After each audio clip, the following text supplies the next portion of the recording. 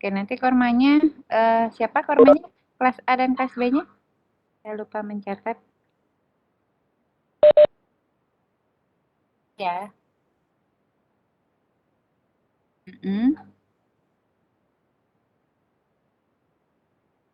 Ini berapa? Selamat pagi, Bu. Sinta Ya, Amara, NIM 88 88. ya. Oke, baiklah.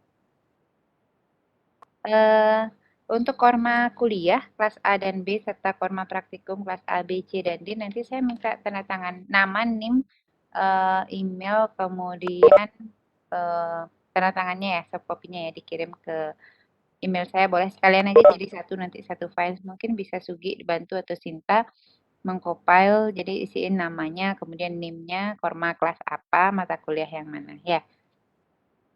Bisa? Baik, Bu, bisa. Terima kasih. Oke, sambil saya absen dulu ya.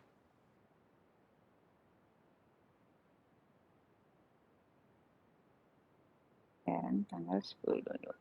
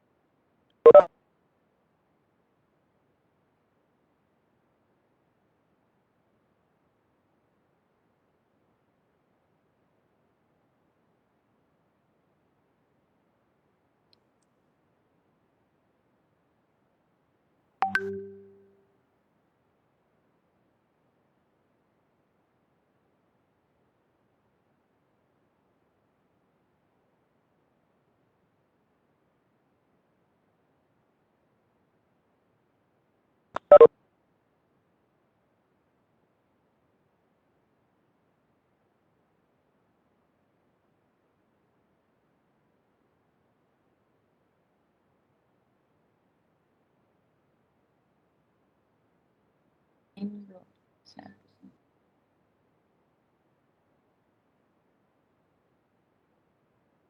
NIM 4 sudah nemu.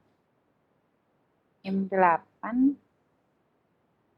NIM 8 belum ya?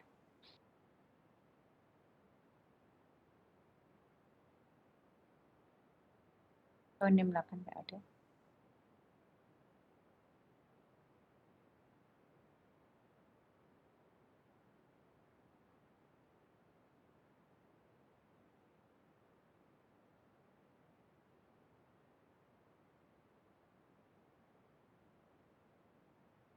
34 nggak ada.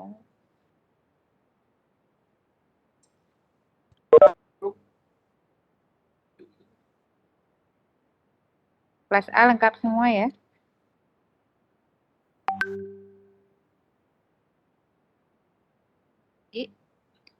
Kemudian kelas B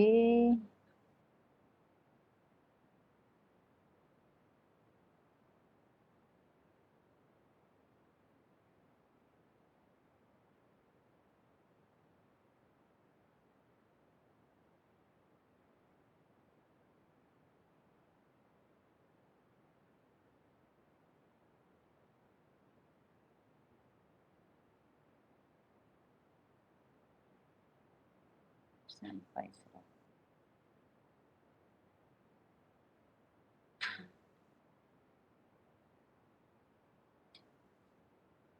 Yang 55 belum hadir ya kelas B ya.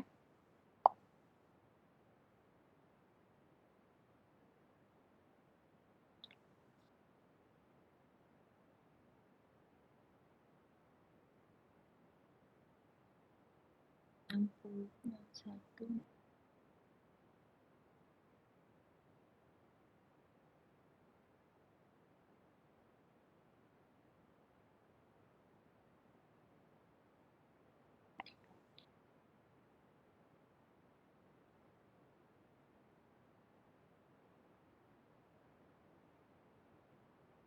Satu, dua, tiga.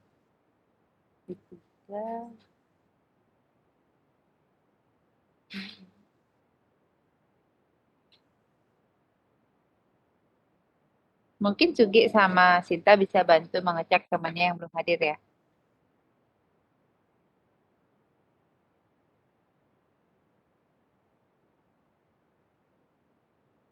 Enggak Bu, untuk NIM 55 belum hadir, sedang saya hubungi ya Bu. Oke, sama NIM 100 dan 101 ya. Yang berapa lagi, Dek? Ada yang terlewat? Kelas A udah lengkap semua Sugi ya? Oke, kelas B ada ya? Oh, nggak ada di bawah, di atas. Oh iya. Berarti yang belum hanya NIM 55 ya? Iya Bu. Oke, baiklah karena semua sudah lengkap. Satu orang yang belum.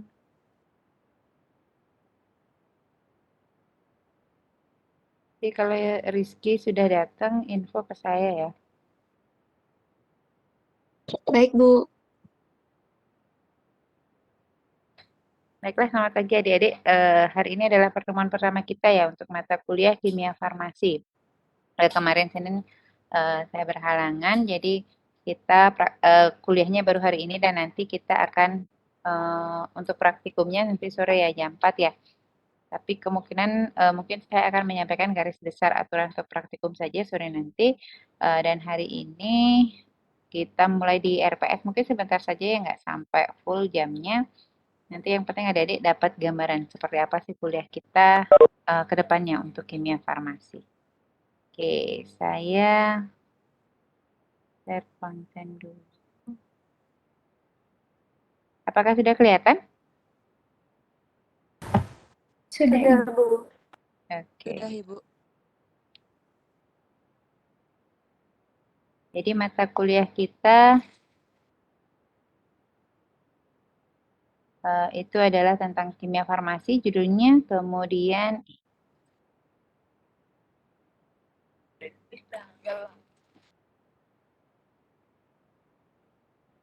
tanggal berapa kemarin kita ya tanggal 7 ya harusnya ya.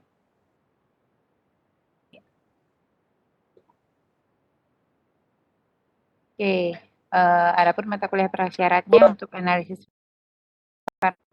kimia farmasi di sini adalah ilmu-ilmu dasar farmasi, kimia, kemudian kimia organik, biokimia, dan metode pemisahan. Apakah adik-adik udah dapat semua mata kuliah ini? Ada yang belum mengikuti mata kuliah tersebut? Halo? Sudah Ibu. Sudah, Ibu. Oke, terima kasih. Uh, Oke, adapun tim pengampunya untuk mata kuliah untuk kakak kimia farmasi ya. Jadi kita biasanya memang selalu lengkap apa namanya? Berempat ada saya, Bu Linda, Prof. Gelgel, dan Bu Nova ya. KPS kita yang baru, Pak Indra, kemudian TPPM-nya ada saya. Nah, untuk CPL yang dibebankan pada mata kuliah ini ada berapa ya? Kita lihat di sini. Jadi untuk sikapnya itu ada 4 sikap. Ada S5. Saat ibu menyala ibu.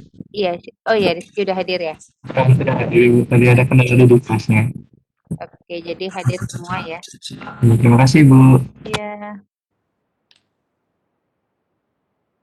Oke, saya lanjutkan ya. Untuk sikap yang kelima yaitu sikap menghargai keanekaragaman budaya, pandangan, agama, kepercayaan, serta pendapat atau temuan orisinal orang lain. Nah, di sini untuk apa namanya sikap itu kan untuk CPL yang dibebankan pada mata kuliah mungkin itu ada beberapa yang mirip ya antara mata kuliah yang satu dengan mata kuliah yang lain, tetapi kan fokusnya berbeda-beda. Nah, di sini dari semua CPL sikap yang dibebankan kita untuk mata kuliah ini itu ada S5, S6, 8, dan 9. Jadi bagaimana kalian bisa menghargai perbedaan apa namanya pendapat kemudian temuan dari orang lain. Jadi di sini sangat penting sekali ditekankan eh, baik itu ini juga ya. Mungkin ini enggak secara langsung dijelaskan pada mata kuliah, tapi apa namanya secara eksplisit. Jadi ketika kalian melaksanakan kuliah ini diharapkan kalian dapat menerapkan sikap-sikap tersebut. Salah satu contohnya misalnya seperti ini, kalian praktikum kan ada praktikum kimia farmasi. Nah, bagaimana sih kalian bisa menghargai data yang diperoleh oleh teman kalian. Kemudian kalau misalnya kalian ingin menanyakan pembahasan dengan temannya, bisa kalian diskusikan bersama. Oh, aku menemukan datanya seperti ini loh, menurut literatur A atau menurut jurnal A dia menyatakan seperti ini. Jadi jangan copy paste, itu merupakan salah satu nilai sikap yang sudah tidak terpenuhi. Kemudian yang kedua ada S6. Jadi bagaimana kalian bisa bekerja sama, memiliki kepekaan sosial dan peduli terhadap masyarakat dan lingkungan. Jadi di sini kalian mungkin tugasnya nanti sebagian besar itu berkelompok ya. Jadi diharapkan bagaimana kalian dapat bekerja sama dengan teman-teman adik-adik. Kemudian bagaimana kalian bisa memahami lingkungan sekeliling kalian. Bagaimana kalian bisa peduli terhadap lingkungan yang ada di sekitar adik-adik. Seperti misalnya kalau misalnya kalian praktikum di laboratorium ya contohnya. Sekarang kalian praktikum, biasanya itu kita tiap minggu selalu ada shift-shiftan ya yang membersihkan tugas kebersihan. Jadi setelah praktikum ada yang jaga kebersihan. Tapi misalnya adik-adik itu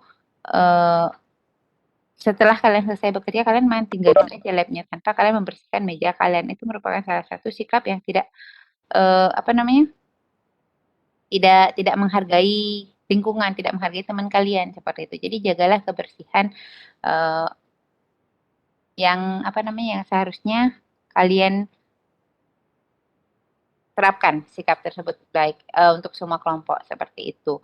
Kemudian ada sikap menginternalisasi nilai, norma, dan etika akademik, kemudian menunjukkan sikap bertanggung jawab atas pekerjaan kefarmasian. Nah, ini merupakan salah satu poin juga ya biasanya yang sering, mungkin saya sudah sering bilang, mungkin di praktikum sebelumnya. Jadi salah satu contohnya di sini prakteknya, karena di sini lebih ke sikap, jadi lebih ke praktek. Kalau kuliah kan kita lebih ke teoritis. Jadi kalau di sikapnya mungkin kita bisa menilai saat kalian ada presentasi tugas. Kemudian kalau praktikum mungkin lebih terlihat di sana. Jadi bagaimana kalian bisa bertanggung jawab terhadap pekerjaan kefarmasian? Contohnya sederhananya ketika kalian membuat suatu laporan praktikum. Maaf sebelumnya suara saya jelas terdengar ya? Jelas, Ibu. Oke. Jelas, Bu. Iya, ya. Kemudian misalnya kalian membuat laporan praktikum di situ, kalian melakukan perhitungan atau misalnya biasanya kita kalau di lab itu setiap kegiatan yang kalian lakukan, setiap data yang kalian peroleh itu kalian mintakan ACC baik ke dosen ataupun asisten dosen yang mendampingi saat adik-adik praktikum. Kemudian ketika kalian membuat laporan, itu contoh sederhananya ini di ujian OSCE ya biasanya ya. Kemarin kan adik-adik juga sudah ujian OSCE untuk praktikum metode pemisahan ya rasanya. Nah, di situ jadi bagaimana kalian bisa bertanggung jawab terhadap kerjaan kefarmasian kalian. Di sini ditunjukkan dengan kalian berani mencantumkan nama dan tanda tangan kalian. Itu menunjukkan bahwa kalian berani bertanggung jawab terhadap data yang sudah kalian tuliskan, kemudian hasil dan pengolahan data yang kalian laporkan. Apakah dia memenuhi persyaratan atau tidak memenuhi persyaratan. Itu contoh sederhananya. Kemudian ada nilai P1 ada KU dan KK ya, keterampilan umum dan keterampilan khusus pengetahuannya di sini. Jadi untuk pengetahuannya itu mengimplementasikan ilmu kefarmasian, metode dan teknologi farmasi, konsep farmakoterapi, pharmaceutical care, farmasi praktis, serta prinsip epidemiologi berbasis pengobatan berbasis bukti. Mungkin di sini kalau ada dilihat agak kalau dilihat dari judul mata kuliahnya dengan P-nya itu, tapi di sini yang diambil itu adalah bagian mengimplementasikan ilmu kefarmasian yang kalian miliki, kemudian metode dan teknologi farmasi. Nah, bagaimana metode-metode dalam farmasi itu kan juga berkaitan dengan analisis farmasinya ya, bagaimana kalian melakukan suatu analisis di situ. Jadi kalian harus dapat mengetahui konsep basicnya. Ketika kalian sekarang punya obat, untuk obat itu dapat digunakan di pharmaceutical care ataupun di farmasi praktis, itu kan dia harus memenuhi persyaratan kualitas mutu yang dipersyaratkan. Seperti itu salah satu contohnya. Kemudian ada keterampilan umumnya ada 6 ya di sini ya. Jadi menerapkan pemikiran kritis, logis, sistematis, dan inovatif. Jadi setiap selama kalian mengikuti kuliahan ini, nanti setelah selesai kalian diharapkan dapat memiliki pemikiran yang logis, kritis, sistematis. Oh, kenapa sih hasilnya bisa begini? Kenapa hasilnya berbeda? Kenapa angka yang saya peroleh itu sangat rendah atau misalnya sangat tinggi? Misalnya kadar di sini kita antasida ya nanti ya, antasida tablet ketersediaannya, kemudian ada apalagi aspirin ya untuk penetapan kadar vitamin C juga. Jadi di situ misalnya vitamin C-nya kadarnya 50 mg seperti itu. Kenapa sih kadar yang saya dapatkan ternyata bisa 100 mg ataukah mungkin 60 mg atau mungkin yang dapatnya itu ada yang 10 mg. Apa yang menyebabkan? Faktor-faktor apa? Jadi di situ kalian diharapkan dapat berpikir kritis, logis, dan sistematis. Bagaimana kalian bisa mencari ilmu-ilmu apa namanya? Baik dari jurnal maupun dari literatur kalian terapkan itu sesuai dengan topik kalian. Kemudian kalian menunjukkan kinerja mandiri, bermutu, dan terukur ya. Jadi bagaimana kalian bisa bekerja secara mandiri, bermutu, dan terukur. Jadi contohnya kalian kalau misalnya praktikum kalian membuat logbook ya di situ ya. Jadi di setiap logbook itu kalian mencatat setiap hal yang akan kalian kerjakan, apa yang akan kalian kerjakan kalian catat, apa yang sudah kalian kerjakan kalian catat. Jadi begitu ya. Jadi kalian catat apa yang kalian kerjakan dan hasilnya juga dicatat. Kemudian mengambil keputusan secara tepat dalam konteks penyelesaian masalah di bidang kefarmasian. Hasil analisis informasi dan data. Jadi setelah kalian dapat datanya, bagaimana kalian menganalisisnya, kemudian bagaimana kalian mengambil keputusan berkaitan dengan masalah. Misalnya dia di situ mengalami masalah apa ya? Kelarutan, misalnya dia nggak larut dalam pelarut A. Bagaimana sekarang kalian bisa mencari solusi yang sesuai. Kemudian ada bertanggung jawab atas pencapaian hasil kerja kelompok dan melakukan supervisi, evaluasi terhadap pekerjaan yang ditugaskan pada pekerja yang berada di bawah tanggung jawabnya. Misalnya di sini bagaimana kalian bisa mungkin secara giliran nanti menjadi ketua kelompok seperti itu. Jadi misalnya untuk praktikum atau misalnya satu orang aja boleh, atau misalnya nanti dibantu dengan kan anggotanya misalnya kalian nanti berlima, jadi satu nanti untuk topik 1, topik 2, topik 3. Jadi belajar kalian bagaimana mengelola atau memanage teman kalian sendiri. Kemudian mendokumentasikan, ya wajib menyimpan, mengamankan, menemukan kembali. Jadi bagaimana kalian nanti mendokumentasikan setiap data yang kalian peroleh, kemudian bagaimana kalian menemukan kembali data tersebut. Dan mencegah plagiasi, ini penting ya, jadi jangan sampai terjadi plagiarisme. Sekarang ada aplikasi sih ya, kalau misalnya kalian menulis suatu tulisan itu bisa dicek dengan Turnitin. Jadi kelihatan di situ berapa persen sih kalian kemiripannya dengan tulisan orang lain. Nah, akan muncul di sana dia di sistem tersebut, oh ini mirip dengan apa namanya?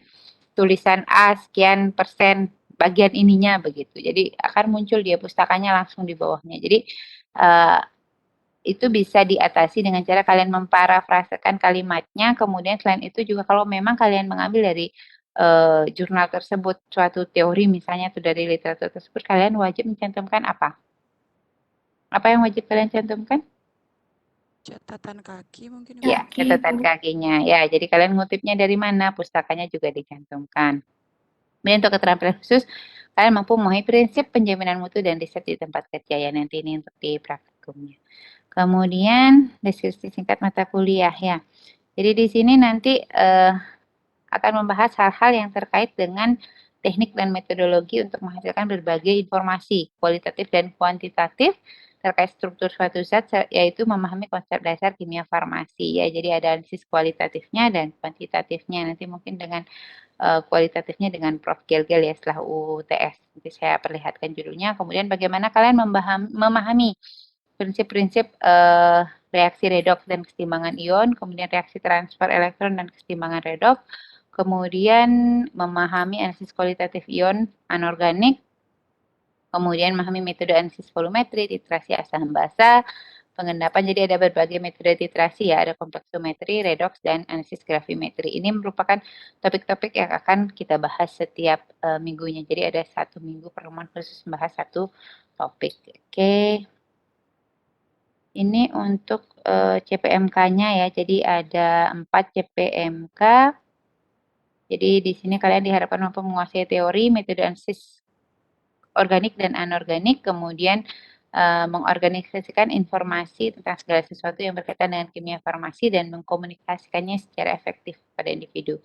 Kemudian kalian bisa mengaplikasikan ya, jadi kalian bagaimana kalian mencari informasi berkaitan dengan suatu prosedur, kemudian konsep metode analisis untuk organik dan anorganik pada penjaminan mutu di farmasi. Kemudian bagaimana kalian melakukan pekerjaan di laboratorium sesuai dengan prinsip dari K3 ya, keselamatan kerja di laboratorium. Kemudian di sini kalian dapat menelusuri, menganalisis secara kritis masalah yang berkaitan dengan analisis dalam bidang kefarmasian, mampu mengevaluasi dan mengelola pembelajaran diri sendiri dalam upaya meningkatkan kemampuan pekerjaan teknis kefarmasian. Adapun bahan kajian yang akan kita bahas di sini ada 7 topik ya. Jadi ada konsep dasar kimia farmasi, kemudian definisi dan ruang lingkup kimia farmasi, kemudian analisis organik dan anorganik, GLP, kemudian sifat fisikokimia, molekul obat, campuran senyawa unsur, kemudian kimia asam basa, kesetimbangan kimia, kemudian metode analisa baik itu volumetri dan metode analisa kimia lainnya. Nah, ini untuk minggu pertama, jadi kita membahas tentang RPS. Di sini indikatornya adalah bagaimana kalian memahami RPS kimia farmasi. Ini konsep dasarnya, kemudian nanti akan ada pendahuluan sedikit dari saya ya untuk kuliah kimia farmasi ini. Jadi nanti di sini khususnya untuk kimia farmasi, karena kemarin terakhir itu informasi hari Senin ya, tanggal 7 sore, rasanya itu di-share informasinya oleh Pak Indra di grup bahwa untuk sementara kegiatan pertemuan tatap muka itu ditiadakan. Jadi full online karena melihat situasi seperti sekarang ini. Jadi untuk perkuliahan sementara kita sepakati itu full online ya. Jadi adik-adik kalau dilihat, bentar saya masuk ke jadwalnya, untuk praktikum juga berarti akan dilaksanakan secara online. Nanti mungkin teknisnya biasanya kita kan ada diskusi, kemudian praktikum, diskusi, praktikum, diskusi, praktikum. Tapi karena ini praktikumnya tidak bisa dilaksanakan secara offline, mungkin secara online. Tapi kemarin rencananya dari analisis itu memang sudah merencanakan, mungkin akan kita praktikumkan offline satu topik, tetapi karena situasi seperti sekarang mungkin nggak bisa dilakukan di awal ya, mungkin nanti akan dilakukan di akhir. Nanti saya coba geser pertemuannya ke pertemuan yang terakhir untuk yang dilaksanakan secara offline. Oke, jadi secara umum sebenarnya dari minggu pertama sampai minggu kita ada 16 pertemuan ya, kurang lebih kegiatannya sama. Jadi kalian belajar mandiri, kemudian berlatih mencari studi literatur dan rujukan, kemudian kita diskusi di kelas, kemudian kita ada pemaparan dan ada tanya jawab diskusi nanti seperti itu ya. Jadi ada 4 dosen pengampun nanti akan yang mengisi mata kuliah ini. Kemudian nanti mungkin akan digunakan untuk literatur di sini ada di bawahnya, nanti coba saya lihat. Untuk perkuliahan nanti mungkin akan ada diisi dengan kuis untuk penilaiannya, kemudian akan ada UTS, ada UAS, kemudian akan ada nilai tugas ya. Nanti disesuaikan dengan masing-masing dosen pengampunya. Kalau dari saya pasti akan ada tugas. Nanti teknisnya seperti apa kita bicarakan lagi saat kuliah ya. Oke, jadi itu dulu sampai di sini. Ada yang mau bertanya sebelum saya lanjutkan lagi? Apakah sudah jelas, Adik? Belum ada, Ibu. Oke, Sudah terima jelas. kasih. Ya, saya ininya langsung ke belakang dulu ya. Ya ini. Jadi nanti saya untuk topik-topik tiap pertemuannya nanti kita lihat di jadwal biar lebih singkat ya. Nah, di sini untuk penilaiannya itu ada penilaian tugas, kemudian forum diskusi online itu ada 25% dan tugasnya. Kemudian ada kuis 10% di sini poinnya, nanti tergantung dari dosennya ya. Kemudian ada UTS 20% dan UAS 20%. Sudah ya? Sudah 100% ya? Untuk penilaian ini kira-kira ada yang bermasalah? Untuk grading skill-nya sama ya kayaknya untuk semua mata kuliah, jadi A itu 80 sampai 100. E-nya kurang dari 45. Untuk yang ini bagaimana? Apakah ada yang mau mengusulkan pendapat? Pas? Sugi? Cinta Amara? Mungkin bisa mewakili temannya. terima kasih atas yang sudah menjawab di kolom chat ya. Bagaimana Sugi dan Cinta? Bisa saya lanjutkan?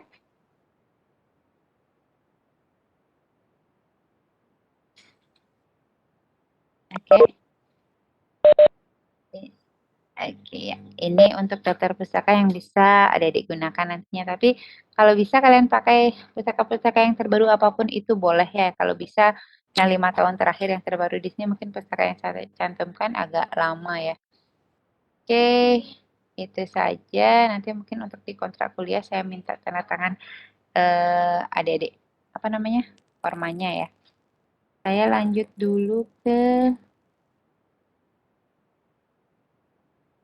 jadwal ya.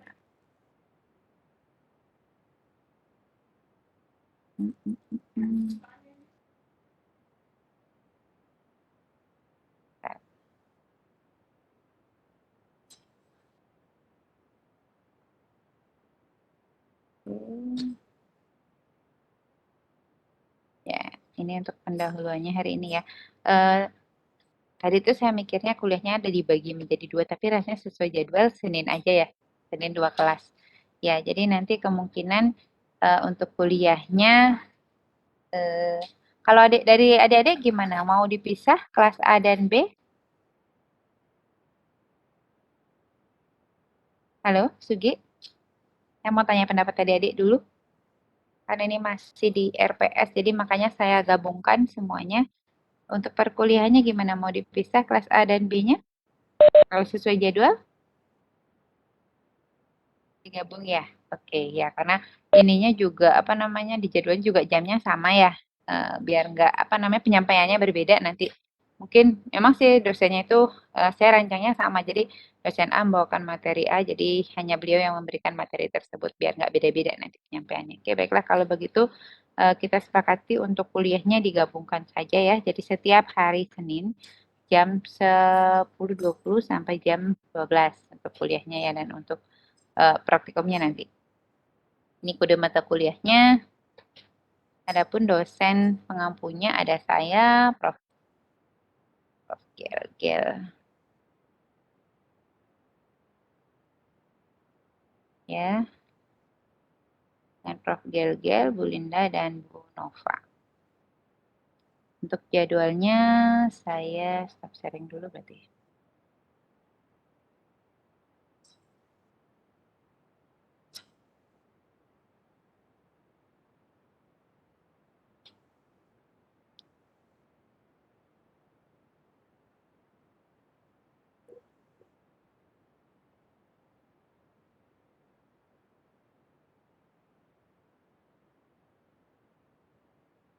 Sudah kelihatan adik-adik untuk jadwal perkuliahannya? Sudah, Ibu. Oke, baiklah. Untuk ininya nanti saya share di ini ya. Tadi saya bermasalah dengan OASE, tapi untuk linknya udah saya share di sana, link kuliahnya. Nanti juga kelengkapan lainnya akan saya share di sana ya.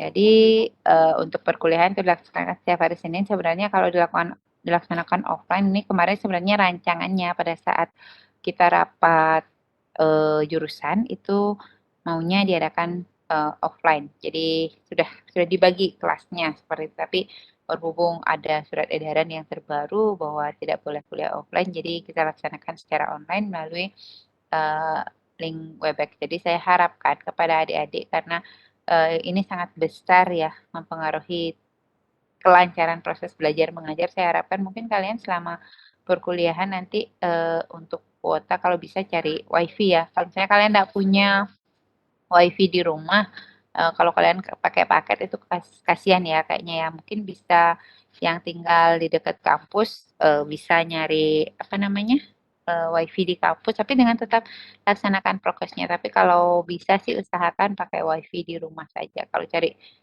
di tempat umum ya tetap dijaga prokesnya lah seperti itu. Tapi kalau bisa tetap di rumah saja untuk perkuliahannya ya. Karena ini sudah saya yakin adik-adik sudah mengupayakan yang optimal karena ini sudah dilaksanakan beberapa semester ya. Kita kuliahnya secara daring.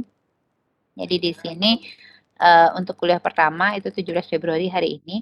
Di sini kenapa saya kasih tanggal merah ya? Karena memang saya lihat dari jadwalnya itu ini. Jadi kita perkuliahan semester genap 2001-2022 itu dimulai dari tanggal 1 Februari sampai 4 Juni 2022.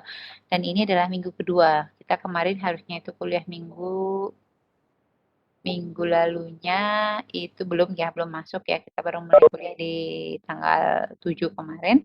Nah, jadi karena sangat mepet banget waktunya, makanya di sini nggak ada tanggal merah pun saya tetap masukkan di jadwal, tapi saya ganti. Saya isi tanggal hitam untuk hari penggantinya. Mudah-mudahan nanti bisa dilaksanakan sesuai dengan jadwal ya. Kemudian untuk UAS itu rencananya sesuai dengan jadwal dari Udayana, itu 24 Mei sampai 4 Juni 2022. Jadi diusahakan kalian sudah selesai semua baik praktikum maupun kuliah itu pada tanggal 4 Juni 2022. UAS, kemudian ujian praktikumnya. Tapi di sini biasanya sering mundur-mundur ya, paling seminggu setelah ujian ini biasanya baru dilaksanakan karena terbentur kalian masih ada ujian-ujian yang lain seperti itu. Nah, untuk batas akhir penginputan nilai semester genap itu pada 19 Juni 2022. Nah, di sini untuk semester genap itu memang agak ini ya, biasanya memang sangat mepet sekali waktunya, crowded sekali. Jadi nggak ada celah untuk mencari minggu penggantinya. Seperti sekarang itu 17 Februari jadi pertemuan pertama.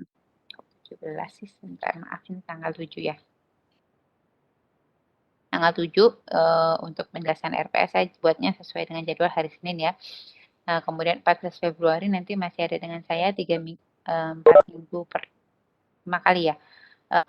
Jadi kemudian tanggal 14 nanti ada analisis volumetri dengan saya, kemudian ada titrasi asam basa, analisis gravimetri, dan sifat fisika kimia molekul obat campuran zat senyawa unsur sifat larutan, kelarutan, dan endapan ya. Oke. Jadi ini di tanggal 28 Februari di sini itu tanggalnya tanggal merah. Tanggal merah itu saya lupa hari apa. Jadi saya hari Kamisnya pun itu tanggal merah kayaknya, makanya saya gantinya ke 1 Februari 2022.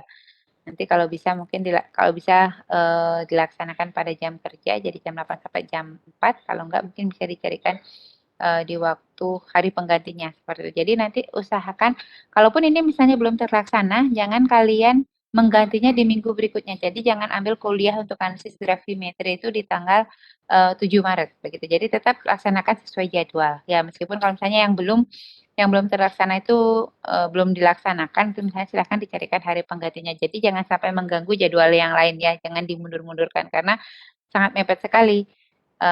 Ini topik-topiknya mungkin nanti bisa saya share ke adik-adik. Tanggal 21 Maret, 28 Maret, kemudian 4 April itu UTS, kemudian ada analisis kualitatif organik dan analisis kualitatif anorganik, ada titrasi redok, kemudian ada titrasi pengendapan, argitometri dan kompleksometri, kemudian ada UAS. Nah, ini juga tanggal 16 Mei ini juga tanggal merah. Saya gantinya ke hari Kamis pada jam 10.20 sampai 12.00 karena itu jamnya kosong. Tapi nanti mungkin bisa disesuaikan ya. Ini sementara saya buat jadwal aja dulu biar adik-adik ada gambaran untuk kegiatannya nantinya. Tapi kalau misalnya tidak bisa dilaksanakan pada jam tersebut, mungkin ada mata kuliah lain yang mengambil. Tapi kalau bisa, karena ini sudah direncanakan, jadi saya harapkan bisa dikosongkan untuk 19 Mei jam 10.20 sampai jam 12.00-nya ya. Nanti bisa didiskusikan lebih lanjut dengan dosen masing-masing. Oke, itu untuk jadwal nih saya buat juga untuk jadwal 2 kelasnya. Sama ya, nanti mungkin untuk RPS akan saya bagi menjadi 2. Oke, untuk jadwal bagaimana? Ada yang ingin ditanyakan? Adik-adik? Sudah jelas, Ibu. Oke. Saya lanjutkan ke PowerPoint tadi ya. Jadi ada sedikit pendahuluan dari saya. Jadwal sudah. Oke, CPL tadi ini sudah ya kita diskusikan. Kemudian tugas-tugas. Jadi setiap perkuliahan mahasiswa diharapkan sudah membaca bahan bacaan atau materi perkuliahan termasuk materi-materi dasar. Adik-adik udah dapat jadwal, jadi kalian bisa pelajari lagi materi-materi yang akan kalian dapatkan pada saat kuliah tersebut. Kemudian kalian harus aktif mengerjakan dan mendiskusikan tugas yang diberikan oleh dosennya, baik itu tugasnya berupa paper atau mungkin di OASE, seperti itu. Kemudian ini tata Permisi, tertibnya. Ibu. Iya, silakan. Mohon maaf menyela, Bu. Jadi, Layarnya tidak terlihat itu. oh, Screen, share saya screen-nya. belum. Maaf, saya sharing Word ya masih tadi ya. Terima kasih sudah mengingatkan. Siapa tadi, Dewi ya? Oke. Ini tadi sudah ya. Nih, jadwal sudah. Udah kelihatan, Dek? Sudah, Ibu. Sudah, Sudah Ibu. terlihat, Ibu, sekarang. Oke. Kemudian ini CPL-nya tadi sudah kita ya. Untuk CPL. Kemudian tugas-tugas. Jadi setiap perkuliahan kalian diharapkan nanti membaca bahan bacaan, kemudian materi perkuliahan termasuk materi-materi dasar ya. Jadi kalian harus aktif mengerjakan dan mendiskusikan tugas yang diberikan dosen. Nah, tata tertibnya di sini meskipun kita kuliahnya online ya. Jadi saya harapkan kalian bisa tetap memakai pakaian yang sopan ya. Kemudian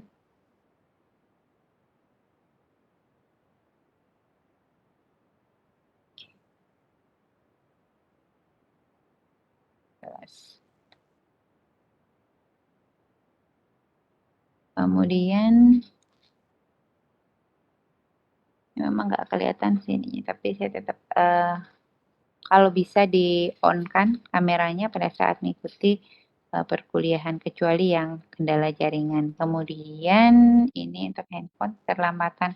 Jadi mungkin sering sekali ya. Kalau dari adik-adik sendiri bagaimana kira-kira?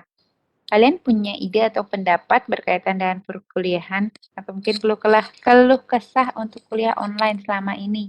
Kekurangannya di mana? Siapa tahu nanti kita bisa perbaiki untuk kuliah ini ke depannya untuk semester ini. Mungkin ada masukan dari adik-adik, silahkan. Ada yang mau menyampaikan pendapatnya? Halo? Saya izin, Bu. Iya, silahkan. Siapa? Baik, Ya. sebelumnya, saya Ari Kusuma, Bu. Saya izin memberi pendapat mengenai pelaksanaan perkuliahan. Jadi sebenarnya untuk karena ini masih teori, menurut saya masih cukup atau bisa dilaksanakan secara online atau pemberian materi seperti kemarin. Namun nanti besar harapan saya nanti saat praktikum mungkin ini hanya pendapat saya pribadi, Bu. Namun apakah mungkin bisa diusahakan agar setidaknya ada praktikum yang bisa dilaksanakan secara offline begitu, Bu. Mungkin dengan pelaksanaannya diminimalkan peserta yang hadir, namun harus ada, menurut saya pribadi, Bu, harus ada setidaknya praktikum yang bisa diusahakan semaksimal mungkin untuk dilaksanakan secara offline. Itu untuk praktikum, namun untuk pemberian teori secara umumnya menurut saya sudah cukup jika masih dilanjutkan secara online gitu, Bu. Mungkin sekian dari saya, terima kasih. Oke, terima kasih banyak Ari atas masukannya. Adik-adik yang lain mungkin ada yang punya pendapat? Iya, memang benar sekali ya, seperti ini kemarin kalian yang ikut metode pemisahan ya? Iya, Ibu. Iya, kemarin kalian sudah coba kan ya praktikum sekali untuk metode pemisahannya. Kita sudah ada praktikum offline sekali atas permintaan Prof-nya juga. Nah, kemarin memang sudah kita rancang untuk praktikumnya kita laksanakan secara offline. Tapi ya mungkin kemarin maunya kita rancang akan dilaksanakan offline, tapi mungkin nggak semua ya, mungkin satu topik atau berapa. Sebenarnya kalau untuk analisis farmasi di sini karena dia apa ya beda ya dengan kuliah yang lain. Kimia farmasi kalau kuliah analisis farmasi atau analisis desain farmasi itu kan mungkin tiap minggu apalagi yang pakai instrumennya itu akan berbeda-beda. Nah, kalau di kimia farmasi di sini kita lebih analisisnya titrasi. Ada udah pernah titrasi belum sebelumnya? Sudah, Bu. Di praktikum apa? Di praktikum biokimia sebelumnya. Yang minggu apa namanya? Semester kemarin berarti ya? Iya, Bu, di semester 3. Oke, ya kurang lebih kegiatan yang akan kalian laksanakan untuk praktikum kimia farmasi itu sama dengan itu, cuman beda prinsip reaksinya. Kemudian tapi untuk maksud saya instrumennya itu sama, jadi pakai buret kemudian Mungkin indikator yang digunakan berbeda, titeranya berbeda, sampelnya berbeda. Itu aja sih pengamatannya yang akan berbeda. Tapi kalau misalnya kayak di instrumental itu kan bisa kalian pakai KLT, kemudian mungkin minggu berikutnya kalian ada pakai spektrofotometri VIVIS, pakai HPLC, pakai GC, seperti itu. Kalau yang di biokimia kemarin, topiknya tentang apa, Ari ya? Titerasinya. Nggih, Halo, Ari? Ari, suaranya hilang? Ya, sudah. Baik, apakah suara saya sudah terdengar? Sudah. Baik, terima kasih. Jadi kemarin saat khususnya untuk kelompok saya sendiri itu mendapat topik aktivitas lipase, Bu. Jadi salah satunya itu adalah untuk mengetahui jumlah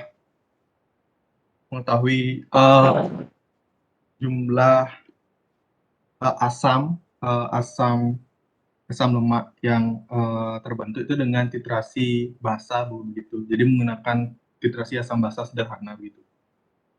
Ininya dipakai apa titeranya? Titeranya menggunakan kalau tidak salah itu kemarin menggunakan KOH. KOH, oke ya. Jadi ini kalian sudah aplikasinya ke ini ya, enzimatis ya, aktivitas enzim lipase seperti itu ya. Oke, terima kasih Adi atas masukannya ya. Kita akan merancang, kita usahakan biar kalian juga dapat, terutama untuk poin-poin yang penting. Makanya kenapa saya pilih ini, nanti rencananya ya, baru kami kemarin sepakati pas rapat kakak. Jadi dengan saya, Bu Linda, Bu Nova, dan Prof. Gelgel, itu kita sepakati topik yang akan dipraktikumkan itu adalah topik yang diujikan saat ujian OSCE. Kemarin itu yang pernah masuk untuk literasi itu adalah yang penetapan kapasitas penetralan asam. Itu benar-benar keluar di saat ujian OSCE. Jadi nanti kita akan ambil topik tersebut untuk praktikum offline-nya. Kalau misalnya memang memungkinkan dilaksanakan praktikum offline nantinya. Kalau misalnya yang lain juga bisa dilakukan, nanti kita lihat situasi ke depannya dulu ya. Tapi nggak di awal-awal pertemuan, nanti mungkin akan dilaksanakan di akhir begitu. Oke. Kalau untuk praktikum lain gimana? Apakah sudah ada yang asistensi mungkin?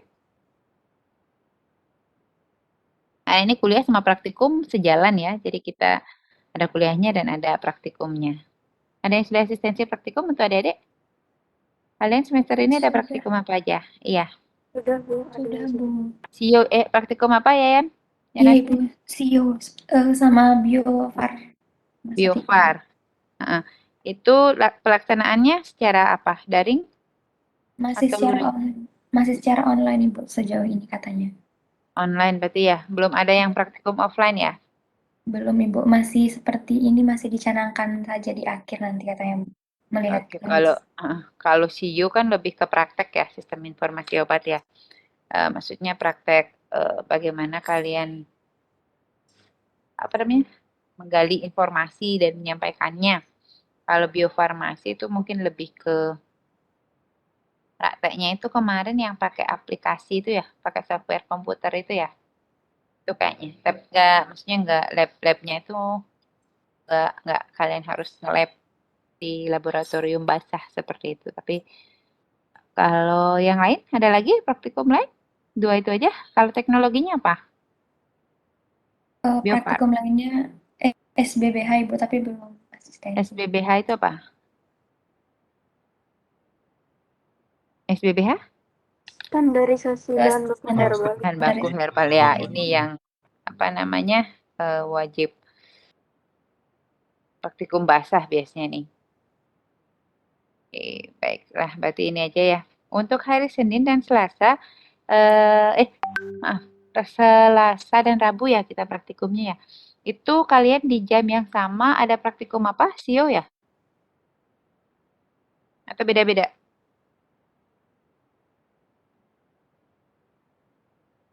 Senin jam 1 kan kelas. Untuk praktikumnya itu Senin untuk golongan 2 dan Selasa yang 3 dan 4. 1, 2 Senin. Nah, yang 3, 4 pada hari Senin itu praktikum apa?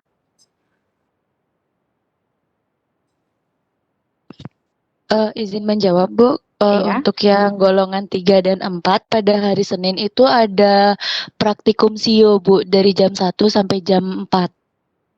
Oke. Kalau yang hari Selasanya? Yang golongan 1 dan 2 di jam yang sama praktikum apa? Untuk golongan 1 dan 2 ada SBB standarisasi. Oke.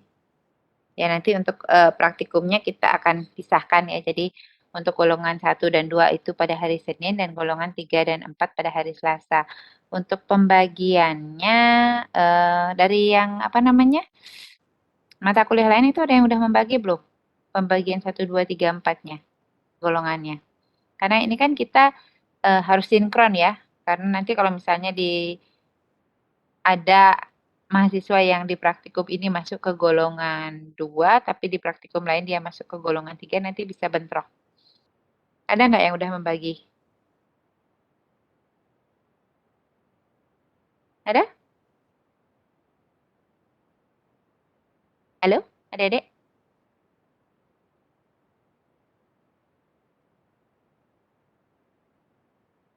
Apakah sudah ada pembagiannya? Biar lebih gampang nanti membagi kelompoknya. Suara saya kedengaran? Terdengar, Ibu. Iya. Nah, apakah sudah dibagi atau belum? Kalau belum mungkin bisa kita sepakati aja dulu kali ya. Bisa? Golongan 1, 2 itu untuk kelas A dan B. Golongan 3 kelas C, golongan 4-nya kelas D. Bagaimana kalau begitu? Di jadwal biasanya ada ya di bagian bawahnya ya? Tapi apakah pembagian kelas kalian sudah sesuai? Izin menjawab, Bu. Iya, silakan. Setahu saya memang seperti itu, Bu. Untuk golongan 1 itu kelas A, golongan 2 itu kelas B, golongan 3 kelas C, dan golongan 4 itu kelas D, Bu. Oke, baiklah ya. Jadi seperti itu. Jadi golongan apa namanya kelas A dan B itu praktikum di hari Senin, kelas C dan D praktikum di hari Selasa ya untuk praktikum kimia farmasinya. Baiklah, nanti kita tinggal bagi kelompoknya. Kita lanjutkan. Ini penilaiannya tadi sudah ya untuk apa namanya penilaiannya ada ujian tertulis, lisan. Mungkin kalau ujiannya UTS UAS-nya bisa ada ujian lisan. Mungkin biasanya Bu Nova pernah ujian lisan ya. Kemudian bagaimana kalian unjuk sikap dan komponen hasil evaluasi itu kategorinya tadi sudah ada. Kita lanjutkan.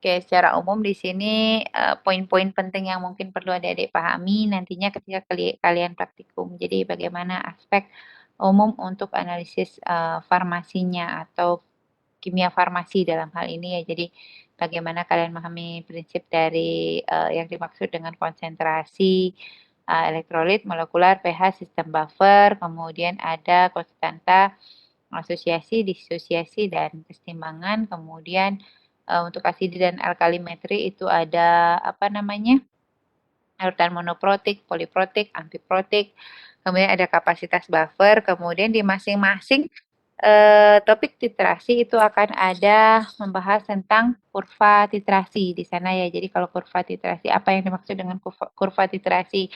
Itu biasanya hubungan antara volume, kalau di titrasi asam basa hubungan antara volume penambahan titran dengan pH dari larutan, seperti itu ya.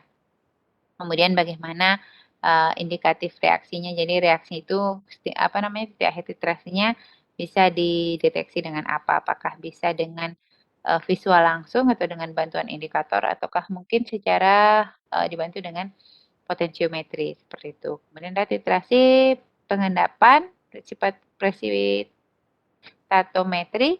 Jadi di sini faktor-faktor yang mempengaruhi pembentukan endapan, kemudian sifatnya, apa yang dimaksud dengan nukleasi, kemudian pertumbuhan kristal, aging, kemudian ada sifat dan stabilitas koloid. Di situ nanti adik-adik membahas, mungkin akan lebih detail nanti saat kuliahnya. Kemudian jadi sama ya, ada kurva titrasi, kemudian analisis sampelnya dan indikatornya seperti apa. Kemudian ada titrasi kompleksometri atau pembentukan kompleks ya. Jadi di sana akan ada kompleks senyawa. Bagaimana tipenya itu, apakah dia kompleks chelating atau non chelating. Apa namanya? Di situ biasanya digunakan ETA ya untuk titrasi kompleksometri. Kemudian kurva titrasinya seperti apa, antara apa dengan apa. Kemudian titrasi redok ini kita praktikumkan juga. Jadi ini untuk penetapan kadar vitamin C ya biasanya ya. Jadi ada konstanta keseimbangan redok, kemudian sama juga di sana ada kurva titrasinya. Kemudian untuk analisis gravimetri itu berdasarkan berat ya gravimetri. Jadi bagaimana teknik analisisnya, kemudian pemisahnya bagaimana. Kemudian ada bagaimana aspek-aspek teknis berkaitan dengan penyiapan sampel, preparasi sampel, atau persediaan farmasi. Jadi ada tipe-tipe titrasi seperti apa, kemudian kemudahan dari masing-masing titrasi itu seperti apa, bagaimana perhitungannya, dan apa namanya, pengukuran respon yang diberikan oleh hasil reaksi tersebut. Kemudian ada separation and measurement technique and analytical error. Jadi kesalahan atau galat yang mungkin terjadi selama proses pengukuran tersebut seperti apa ya. Kemudian konsep dasar dari kimia farmasi dan ruang lingkup kimia farmasi, kimia analisis. Di situ mungkin kalian mengenal yang namanya kimia analisis. Kalau kimia analisis itu adalah bagian dari ilmu kimia yang pelajari tentang apa itu lebih ke analisis kualitatif, dan berapa kandungan senyawa dalam suatu materi atau bahan. Itu analisis kuantitatif ya. Jadi untuk mengetahui apa dan berapa. Jadi di situ kalian memilah, menguraikan, menentukan berapa sih apa aja yang terdapat di dalam sampel tersebut, kemudian berapa kandungan. Untuk adik-adik, kalau misalnya ada yang ditanyakan bisa langsung aja ya, tanpa harus menunggu selesai. Sampai di sini ada yang mau bertanya? Belum ada, Ibu. Oke, jadi ya terima kasih, ada GLP, Good Laboratory Practice. Jadi bagaimana kalian praktek di laboratorium itu dengan baik. Kemudian ada reaksi, disosiasi, asosiasi, dan keseimbangan ion, reaksi transfer elektron, dan keseimbangan redok. Ini untuk lebih ke disosiasi, asosiasi, dan keseimbangan ion. Kemudian yang reaksi redok itu yang mendasari dari titrasi redok nantinya. Ada analisis kualitatif ion anorganik. Nah, untuk analisis, tadi kan ada analisis kualitatif dan ada analisis kuantitatif. Nah, untuk kuantitatif sendiri, dia ada metode konvensional dan modern. Yang konvensional itulah yang kita akan banyak pelajari di mata kuliah kimia farmasi ini. Jadi ada analisis volumetri, titrimetri, serta gravimetri. Kalau analisis yang instrumental, yang modern, itu kuliahnya ada di analisis farmasi ya, yang spektroskopi, kemudian ada UV phase, IR, dan sebagainya. Oke, tempat kerja seorang analis itu di mana sih? Apa sih manfaat ketika kalian mempelajari ini? Apa sih? Kenapa sih saya harus mempelajari kimia farmasi? Manfaatnya apa? Jadi setelah kalian mempelajari mata kuliah ini, itu perannya adalah lebih ke QA dan QC ya, penjaminan quality assurance dan quality control. Jadi penjaminan mutu sediaan farmasi itu bisa di sana. Jadi kalau untuk kerja seorang analis itu bisa di lembaga-lembaga penelitian, kemudian bisa di R&D, Research and Development, dari suatu perusahaan sebagai pengembang suatu sediaan farmasi di situ. Jadi bagaimana analisisnya, kemudian QC juga bisa. Kemudian selain itu yang paling gampang, gambaran adik-adik nanti mungkin bisa untuk tugas akhir kalian. Ada yang tertarik mengerjakan skripsinya itu di bidang analisis atau khususnya di kimia farmasi ini. Ya, kalian menetapkan kadar apa di dalam sampel sediaan farmasi itu misalnya. Ya, jadi ini kenapa saya tunjukkan ini tempat kerjanya biar kalian lebih tergambar, biar nggak kalian mengikuti kuliah ini hanya sekedar biar lewat aja atau biar lolos aja atau biar dapat nilai aja untuk memenuhi, karena ini merupakan salah satu mata kuliah wajib ya. Jadi mau nggak mau, suka nggak suka, kalian harus ikut mata kuliah ini ya, biar kalian punya wawasan yang terbuka, kalian punya pemahaman. Jadi ibarat orang mengatakan tak kenal maka tak sayang. Ketika kalian sudah tahu kalian suka dengan mata kuliah ini, kalian punya gambaran nantinya ini bisa dimanfaatkan di mana. Jadi otomatis ingin tahuan kalian itu akan semakin meningkat. Jadi oh saya perlu nih mempelajari ini nanti berperan di sini gitu. Ya. Kemudian ada kita akan pelajari sifat fisika kimia molekul obat ya. Jadi ada apa yang maksudnya campuran zat, senyawa, unsur, kemudian garam, pH, kemudian hidrolisis dan larutan dapat.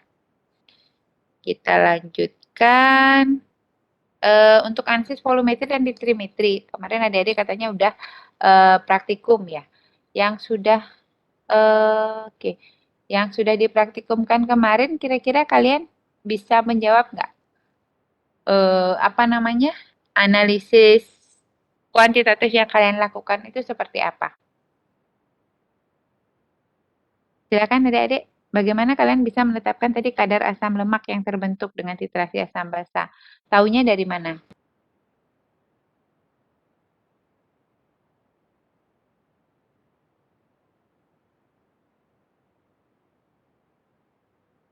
Izin Bu menjawab.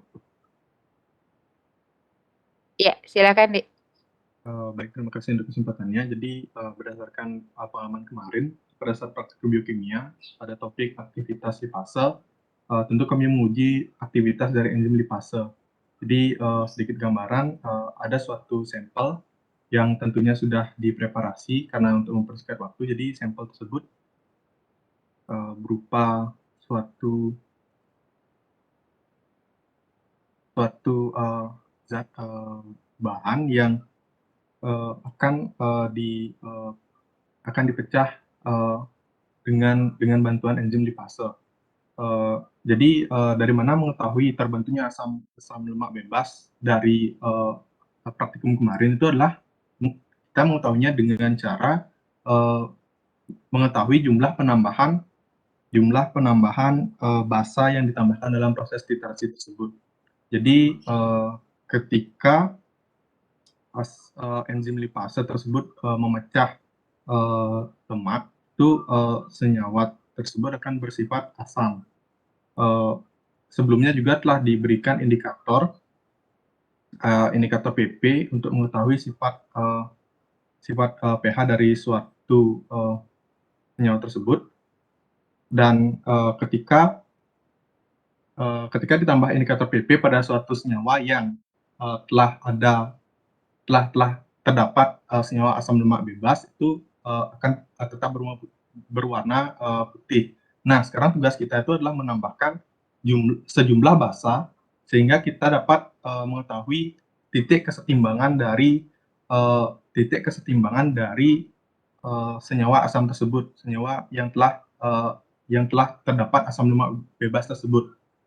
Ketika terjadi perubahan warna atau reaksi setelah kita menambahkan sejumlah basa itu, sehingga kita mengetahui berapa jumlah asam yang kita netralkan dalam proses titrasi tersebut. Maka dari itu, jumlah asam lemak bebas yang kita ketahui itu berdasarkan dari jumlah basa yang kita gunakan untuk proses titrasi. Mungkin sekian dari saya, Bu. Terima kasih. Oke, terima kasih banyak Ari atas penyampaiannya. Oke, ya jadi seperti itu kurang lebih. Jadi untuk analisis volumetri kemarin prinsip titrasi asam basa itu yang paling sederhana ya. Jadi ada asam, ada H+ dan OH yang bereaksi dari basa membentuk air yang sifatnya bersifat netral. Jadi titrasi asam basa itu biasanya sering disebut dengan juga nama lainnya itu titrasi atau reaksi berdasarkan reaksi netralisasi seperti itu. Jadi nanti berapa titran yang dibutuhkan untuk bereaksi. Jadi di sini titrannya tadi dipakai KOH kalau nggak salah, berapa KOH yang akan bereaksi dengan asam lemak yang terbentuk dari hasil aktivitas lipase tersebut. Maka nanti akan dapat ditetapkan kadarnya. Oke, jadi di sini prosesnya titrasi, kemudian ada penambahan larutan standar pada larutan sampel, kemudian larutan standar itu adalah konsentrasinya sudah diketahui dengan pasti ya. Kemudian ada titik ekivalen. Titik ekivalen itu adalah titik akhir titrasi. Ya, kapan titrasi tersebut dihentikan. Sehingga nanti dari situ kita bisa menghitung kadar dari sampel. Kemudian indikator itu adalah untuk membantu mempermudah adik dalam pengamatan titik akhir literasi. Kapan indikasi bahwa titik ekivalen itu sudah terlewati. Jadi kalau sudah tercapai titik ekivalen, titrasi dihentikan, dihitung volume yang dibutuhkan untuk mentitrasi sampel, nanti dicatat, disesuaikan dengan persamaan reaksinya, sehingga bisa diperoleh kadar dari analitnya. Oke, untuk titrasi itu reaksi sederhana. Jadi ada analit bereaksi secara kuantitatif dengan larutan standar. Dari akhir reaksi ini nanti akan terdapat perubahan, baik itu bisa perubahan kimia ataupun perubahan fisika yang bisa diamati. Nah, indikator di sini yang digunakan itu adalah perubahan warna yang jelas ya.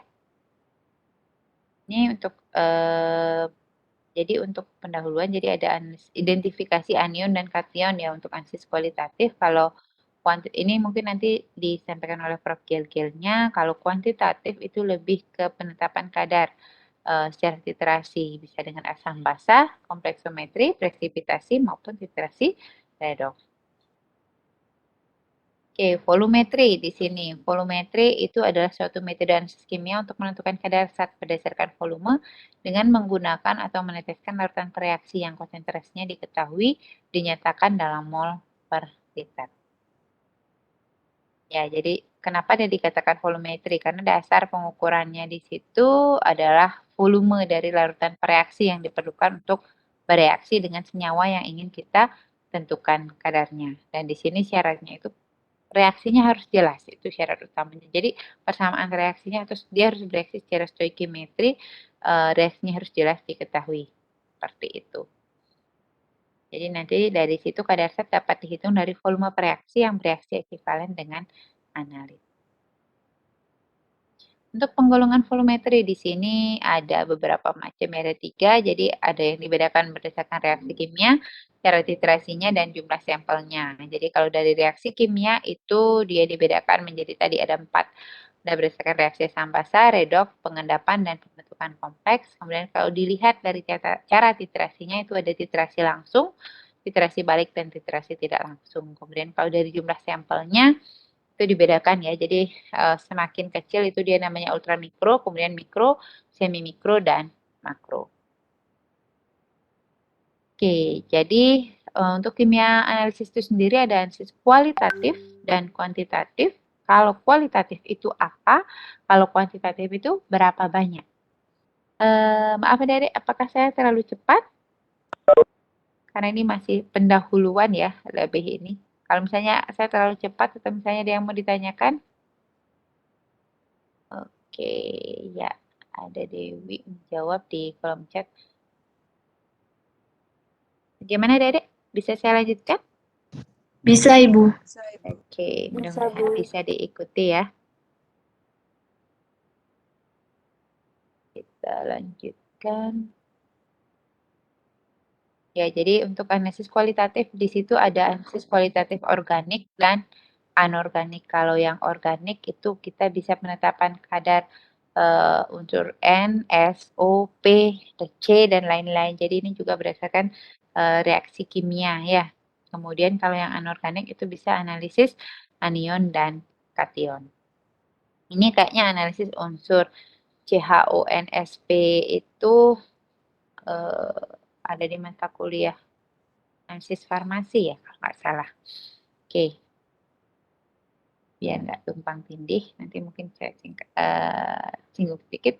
Kemudian untuk analisis kualitatif anorganik itu bisa diamati secara fisika maupun secara kimia atau secara fisikokimia, gabungan keduanya ya.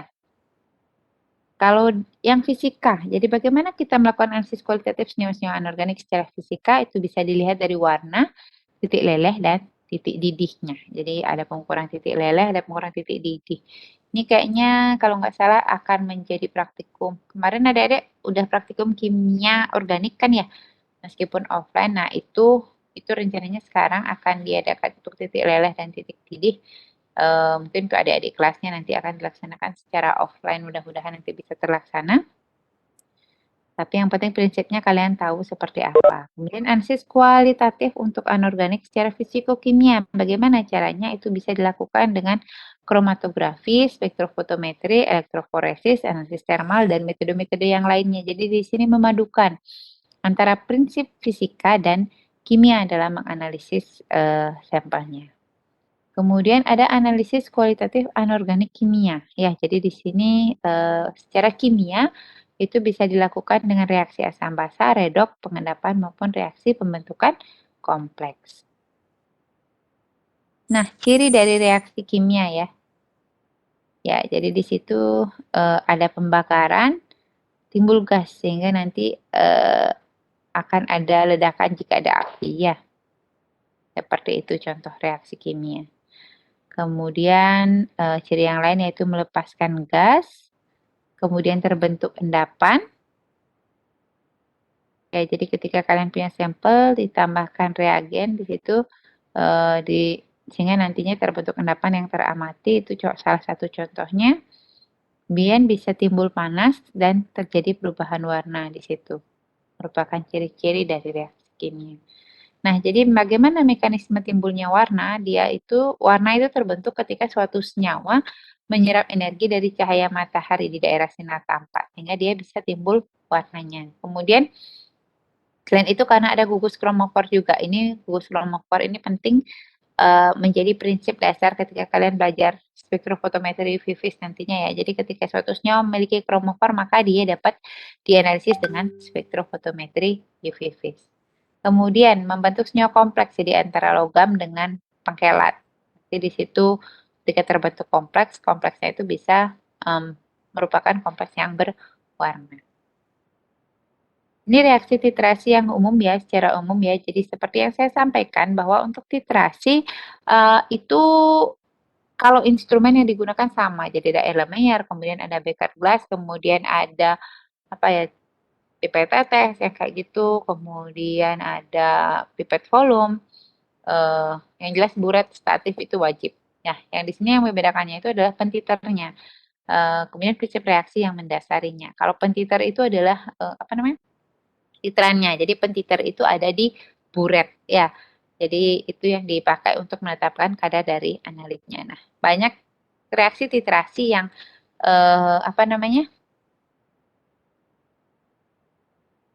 dia nama titrasinya itu menggunakan dari pentiternya.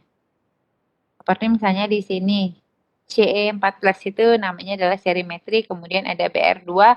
BR2 itu kan brom ya, itu nama reaksinya itu adalah bromometri, seperti itu. Jadi ada, kalau reaksi titrasi asam basa, netralisasi atau proton transfer, itu prinsip yang mendasarinya itu adalah reaksi netralisasi tadi ya.